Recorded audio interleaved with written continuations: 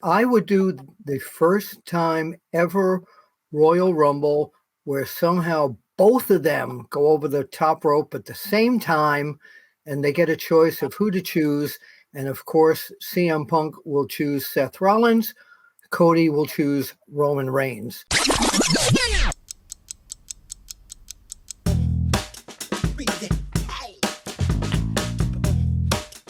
Hello again, everybody, and welcome to an all-new episode of the Wrestling Time Machine by Sportskeeda right here on YouTube under Wrestle Binge. And of course, you can find the audio form, the written form. It's everywhere. Just wherever you find Sportskeeda, look for us. That's where we're going to be. My guest to host every single week are my two favorite friends, and you know I'm getting lost in my brain already. WWE Hall of Famer Teddy Long, and of course, legendary pro wrestling journalist Mr. Bill Apter. Hey guys, great to be here. And I always say every week, people say, "Time machine, aren't you talking about the old days?" The old days were hours before we taped this. It's already in time, so we're here. Yeah, but look, I don't know what day it is half the time anyhow, and Teddy will tell you that. Well, yeah. I don't know anything about the old days. I know about those days. That's the term I use. I want to give an update as we start off the show. Last week we had mentioned that Dutch Mantell had entered the hospital. We weren't quite sure how he was doing at that point, and we had talked about it on the last show. Well, Dutch responded. He left a tweet. I want to kind of give everybody an update about what he said. Dutch said, "Thank you, and got some encouraging news today. So hopefully I'm out of here in another week or so. Thank you to everybody. Looking forward to getting caught up." So he wanted to let everybody know that, he hopefully that was good news he got, and he'll be getting out very soon. So I hope they didn't shave him while he was in the hospital. Boy, that would be weird, wouldn't it? Seeing Dutch with that. Yosemite Sam, is that what the character's name was? Yes. Yeah, that's what he always reminded me of. You know, I remember Dutch early days back in Savannah. He'd come to the Civic Center, I think it was, where they were performing.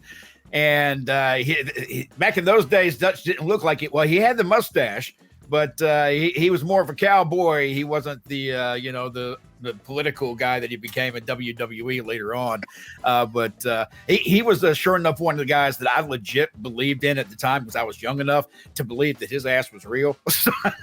Because I always thought it, and the way I've always imaged, in my mind, every time I think of him, what I see in my mind is that cowboy with the cowboy hat and the long, that's Dutch. That's who I know. Well, he was a legit tough guy. If you stepped in the ring with him, he was real. Yeah, I wouldn't doubt that for a second. That's why he can say what he says without giving up what anybody thinks. Right. By the way, just to try something new, because people were asking me again about the time machine going back in time. Before we started recording, I was doing my imitation of Gordon Soley, the dean of pro wrestling announcers. Do either of you do an imitation of somebody from way back in time? No. Not in wrestling, I don't. In wrestling. Wrestling. The only thing I can do is a Macho Man, maybe. I do Iron Sheik. I do him all the time. So wait. Iron Sheik, tonight it's going to be you against Hulk Hogan in a rematch for the title. What's going to happen? I'll tell you right now, Mr. Appner, that language. Hulk Hogan, I will stretch him and I will make him say, "Iron Sheik, don't hurt me." That is great. Well, indeed, but beside Mr. Iron Sheik, we happen to have the Macho Man with us. Macho, you've wrestled the Iron Sheik in the past. Tell us how you think Iron Sheik will do. I'm going to change the guy. It's actually going to be Khali. It's going to be Khali. Are you ready? Okay, go ahead. Right.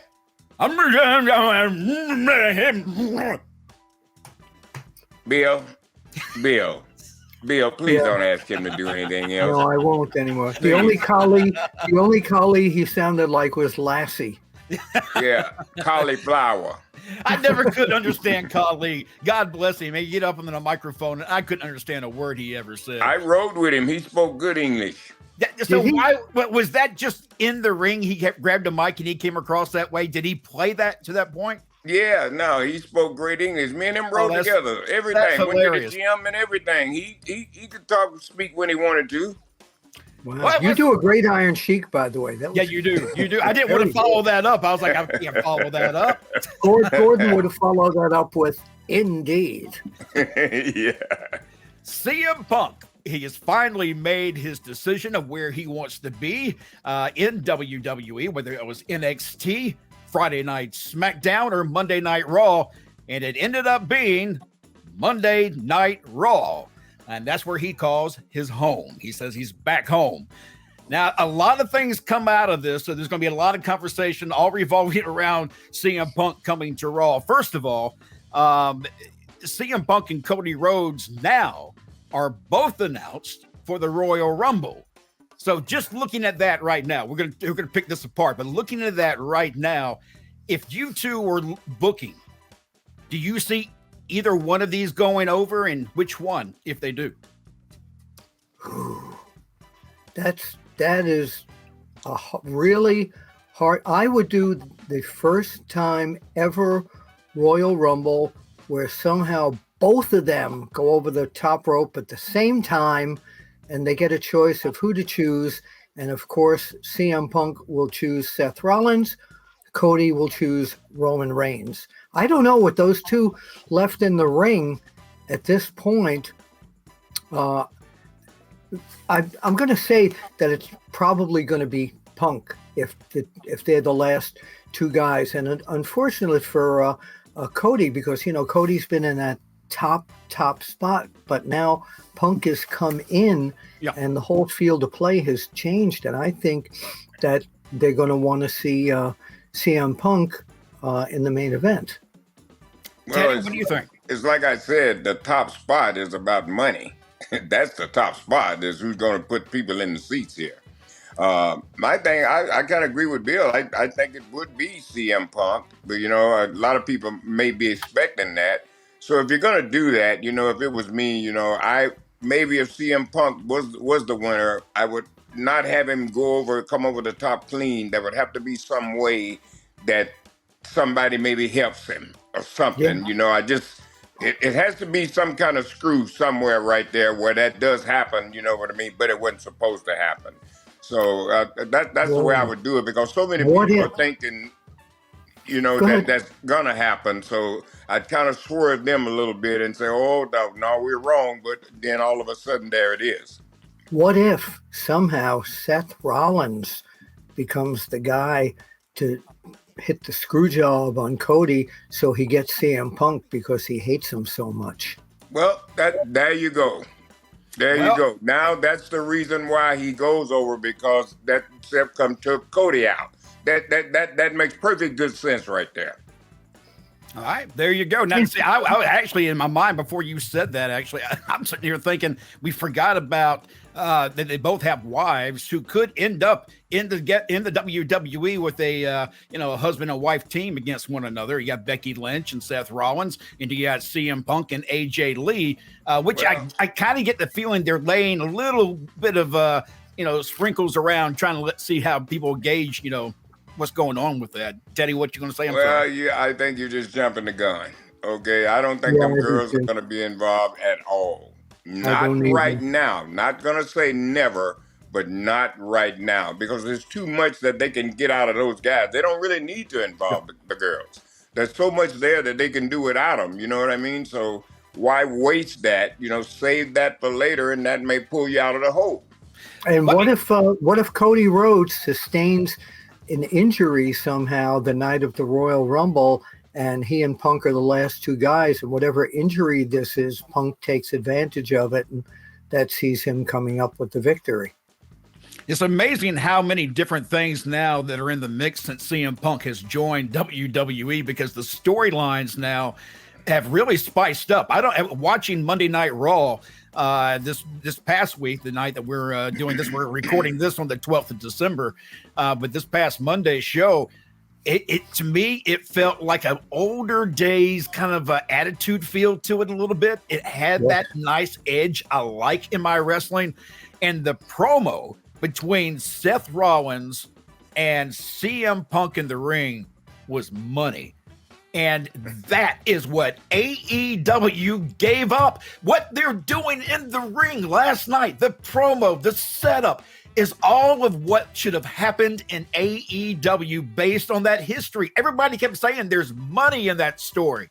And what did they do? WWE said, we see the money, come over here, and we're going to tell that story that should have been told in the other company. Well, what I liked about that was that Seth Rollins came out just for a second and did his little shtick for very short, and then he turned into the world champion look he was so stoic. He was so good. Well, they missed that in AEW because of jealousy. You know, they're worried about somebody coming in taking their spot, as Mac would say. You know, that's how they missed it. You know, they're well agreeing in this clique right here. Then we don't need you over here. So that's what's been, you know, that's been missed. That's what's missing in the wrestling business. Please, gentlemen, let's just try to work together. Just because I don't like you, don't mean we don't have to make money together. Vince McMahon was a genius at that. There were a lot of people, and I don't have to call any names, that I know he didn't like, but he worked with them because there was money. Okay, so that, you know, when he worked with you, I don't mean we got to go out to dinner. You know, let's just work together, and hey, have a good day. I'll see you next time. And especially if you really think about it right now, the way that the company looks at this is the money is there. This is revving up the excitement of the event. Yes. But just the name WrestleMania, sellout. They got it. Correct. Yeah.